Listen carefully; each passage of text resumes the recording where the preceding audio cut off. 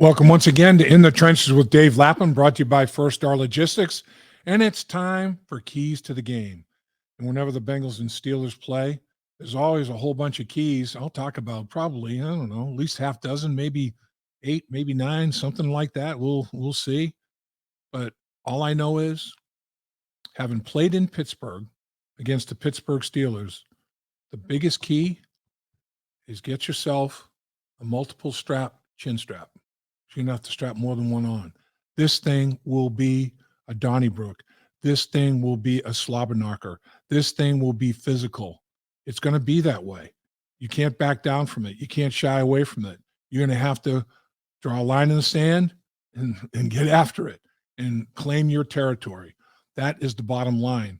First and foremost, before you talk about anything strategically, whatever the case may be, personnel groupings, yada, yada, who's going to put the big boy pads on and beat the other guy and move the other guy against his own will? That is the bottom line. This podcast, videocast, is called In the Trenches. This game is going to be decided in the trenches by the big people. Who's going to win that territory at the line of scrimmage? Massive. So with that said, which team's going to continue to run the football like they have in the last football game they played? Cincinnati Bengals against the Carolina Panthers, 39 rushes, 241 yards. Joe Mixon had 153 of those. The Pittsburgh Steelers rushed the ball for 217 yards. They held the Saints to 39 yards rushing. The Bengals held the Panthers to 64 yards rushing. The Bengals ran the ball for 177 yards more. Bengals 177 yards more than the Carolina Panthers. The Steelers had 178 yards more than the New Orleans Saints. Very, very similar ground attacks. Najee Harris had 99 yards rushing. Kenny Pickett, had 51 yards rushing. The quarterback can hurt you with his feet. Make that mental note. That's something that you have to think about. Who's going to dominate the line of scrimmage? Both teams did in their last football game. And then when that happens, play action pass can be a factor. You're trying to win space, all right? And space comes in many ways. Space in pass protection, not just time. We talk about it all the time, but space. When you're running the football and you play action pass, they can't just tee off to the quarterback. Their first step, they have to make sure that they've got their run defense responsibilities taken care of. And then they have to restart and rush the passer. Night and day, as opposed to a guy getting on the outside of your shoulder, ripping up the football field, giving you all his moves and everything else that goes along with it. You can give the quarterback more time and space in those situations. Nobody is going to be impeding the vision of the quarterback as much in those situations. On the backside of that, when the offensive line is controlling the running game, and the defensive line can't pass protect, now all of a sudden you have linebackers and safeties that have to respect the run. Their first step is going to be toward the line of scrimmage. That allows the receivers to have more real estate, more lanes to run their routes in. They're going to have open spaces to throw the football. You're going to have more time and more space as a quarterback to throw it. Receivers are going to have more space in this back end of the defense at the linebacker and secondary level between those two position groups to throw the football. It's all interrelated. If you can run the football, you're going to move people against their will. You're going to create space. You're going to create space in pass protection for the quarterback. You're going to create space for wide receivers to run their routes. When you can run the football, space and earning space and winning space helps you win football games. Let's talk about the biggest key to the problems the Bengals had in the first game, and that's turnovers. I mean,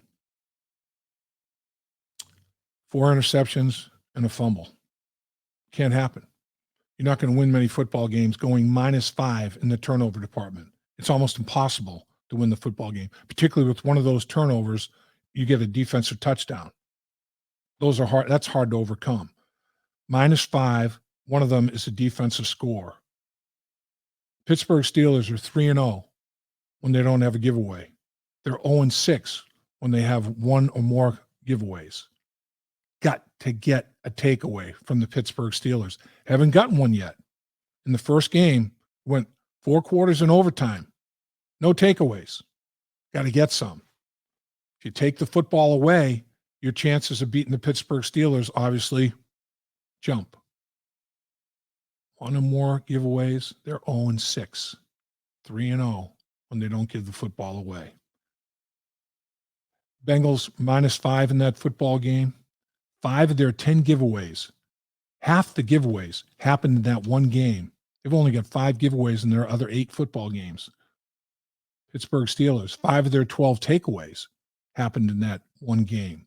They've got 7 takeaways in their other 8 football games. That opener was an aberration.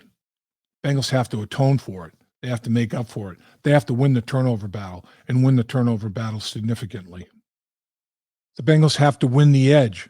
By that, I mean on the outside of the defense, particularly rushing the passer. If they can control the running game, they're going to be able to tee off and get after the quarterback. The Bengals have the H-boys, Hendrickson and Hubbard. They've combined for 7.5 sacks. Well, the Pittsburgh Steelers have an H-boy themselves. Alex Highsmith. Highsmith has 8.5 sacks. He's got a sack more than Hendrickson and Hubbard have combined. 8.5 sacks is tied for 4th most in the National Football League. In the 2 games that TJ Watt has played in, he's got 5 of his 8.5 sacks. TJ Watt is a difference maker. TJ Watt is a game wrecker.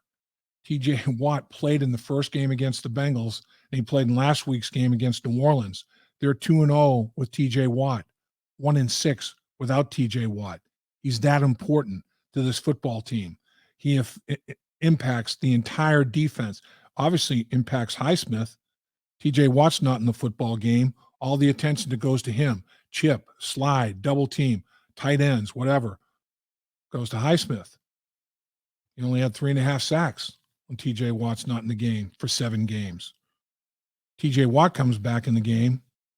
Now you got bookends. TJ Watt is going to be a factor, a game-wrecking factor that you have to account for. So Highsmith is going to enjoy that again. Hendrickson and Hubbard have to step up, get that running game stopped, get them off the edge. Make them make Pickett's life miserable. Make Pickett make decisions sooner than he wants to. Get him out of rhythm. Make him see ghosts. Make him not really recognize what he's seeing on the back end because it doesn't have time to digest it and to read it out. It's going to be big. Who handles the edge better? The H-boys from Cincinnati or the H guy with TJ Watt from Pittsburgh? Another obvious factor in the opener was the kicking game. And Clark Harris has his injury that ends his season. And Cal Adamitis is on the practice squad. So Mitch Wilcox becomes the emergency snapper. And Minkah Fitzpatrick blocks the extra point that would have won the football game for the Bengals in regulation. With all the things that had gone against them, Murphy's Law had gone against them. Well, Murphy's Law didn't end. It continued. Minkah Fitzpatrick blocks that extra point. So he had a pick 6 and a blocked extra point. Minkah Fitzpatrick accounted for 7 points for the against the Cincinnati Bengals for the Pittsburgh Steelers in that opener. Also missed a 29-yard field goal. Money Mac missed a 29-yard field goal because of the issues that he was having with the new snapper holder and all those sorts of things. Bottom line is, Money Mac missed a couple of field goals last week against Carolina. Didn't really have to have those, but get back on track, and you will. You can, and you will. Got to get back on track. Have to have a very strong game, the actual kicking of the football. Kevin Huber is debated, is he going to punt against the Pittsburgh Steelers or not? I mean, there's no guarantee at this stage when we're taping this keys to the game if Kevin Huber is definitely punting in this football game or not. He's had a rough stretch. He's talked about it's not translating from the practice field to the game field. He's practicing real well. He's pregame warm-up real well. In the game, it's just not happening. He has to have a really good day punting the football. Money Mac has to have a good day kicking the football. Have to be sound and secure in the return game. Have to cover kickoffs. Have to dictate field position. Put them on long fields. Get yourself some short fields. And the best way to do that is turnovers that we talked about, and then special teams. Let's talk a little red zone. That's always a factor in these football games, division rival football games. Can't settle for 3. Have to score 7 points in the red zone. When the opposition's in the red zone, you got to make them settle for 3. That's the bottom line. There has to be a 4-point swing there every possession in the red zone that you can possibly make happen that way. Offensively, the Bengals have scored a touchdown 72.4% of the time in the red zone, third best in the National Football League after going 5 for 5 in the red zone against the Carolina Panthers. Pittsburgh's defense is salty. They've given up a touchdown 48% of the time in the red zone. That's 6th best in the National Football League. So the Bengals offense is going to be challenged by that Steeler defense in the red zone.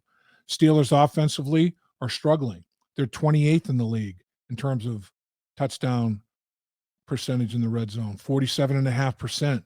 Bengals defense is tied for 13th in the NFL, allowing less than 54% of the time touchdown to occur. Who will get it done in the red zone? Got to get in the red zone. Then when you get in the red zone, have to finalize in the red zone. Finish red zone drives with touchdowns. Run the ball in the low red zone. Run the ball in the red zone. Run the ball at midfield. Run the ball everywhere. Run the ball in the locker room. Run the ball out of the locker room. Run the ball. Have to continue the complete complementary football that you had against Carolina in the first half. All 3 phases were in total sync against the Panthers. In the first half, the Bengals ran 45 snaps for 315 yards, 35 points, didn't give the football away. And their average drive start was their 37-yard line, and they went +3 in the turnover department. Carolina, 17 plays, 28 fewer, 32 yards, no points. They had 3 giveaways in the half, and they started at their own 22-yard line. The Bengals had a 15-yard average drive start advantage on top of everything else. We're talking offense, defense, special teams, totally complementary, totally in sync. It was a complete football game. In that half, the Bengals have to play that for the entire game against the Pittsburgh Steelers in Pittsburgh. Another big key is protection pressure. You have to give Joe Burrow protection. Keep him upright and give him time. And like we talked about earlier, give him the necessary space. The Bengals right now are 26th in the National Football League in sacks allowed per pass attempt. Not just number of sacks, but sacks allowed per pass attempt. The Bengals have thrown the ball amongst the most in the National Football League. They're in the top 10 in passes attempted, top 5 in completions. They're throwing the ball a lot. They're giving up too many sacks, though. They're still 26th in terms of sacks allowed per pass attempt, giving up 32 sacks on the football season already. That has to change. You have to give Joe Burrow more opportunity. On the flip side of it, pressure. You're going to have to pressure the rookie quarterback. Don't allow Kenny Pickett to get comfortable back there. Don't allow him to feel confident with what he's seeing. Make him feel unsure. Make him feel hurried. The Bengals defense, they're 28th in the National Football League in sack generated per pass attempt. They got to get better than that. That's in the bottom quadrant in both cases in the National Football League. Sack the quarterback, hit the quarterback, shrink the quarterback space in the pocket. All of those are going to be big, not just against the Pittsburgh Steelers, but all the quarterbacks that are going to play in the second half of the season. Mahomes, Watson, Brady, Allen, Jackson. Whew. That's a murderer's row of quarterbacks. Going to have to protect your quarterback, Joe Burrow, pressure the opposing quarterback in the second half of the season to get to the playoffs. Might as well start against Pittsburgh. And then finally, I have a pretty strong feeling that Lou Anarumo is going to disguise coverages, disguise looks, disguise a lot on the back end. He's got a young quarterback, Kenny Pickett, who I'm sure he's going to try to play with his mind, make him feel like he can't trust his eyes. He might see something pre-snap that once the snap of the football occurs is totally different. And Lou Anarumo is as good as there is in the National Football League in that regard. He will give you one look before the snap and something totally different after. and it's tough. It's a tough dynamic. If you have that going on, coupled with adequate pressure, it's a very, very tough day for the quarterback, particularly if the running game is being controlled and you're throwing the football because you have to.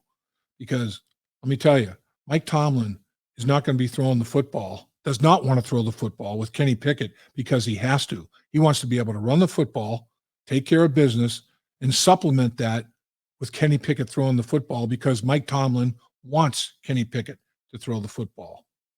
So the skies, Lou Anarumo's might come up big. There may be a takeaway that occurs during the course of the football game because he confused Kenny Pickett by what he was doing on the back end and maybe what he was doing at the linebacker level in terms of walking linebackers up in the A-gap, dropping them off, maybe twisting and stunting some of those linebackers with defensive linemen. A lot of different disguised looks in terms of pressures, back-end coverages. Make it a long day for Kenny Pickett and his offensive line of the Pittsburgh Steelers.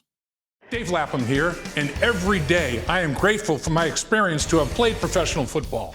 As a player, I realized self-motivation, leadership, and appreciating your teammates are key. At First Star Logistics, you can use those same attributes to create the life you want for you and your family. Build your future by working hard like I did. You'll see results both on and off the field. Call First Star Logistics today and be part of our winning team. Opportunity knocking.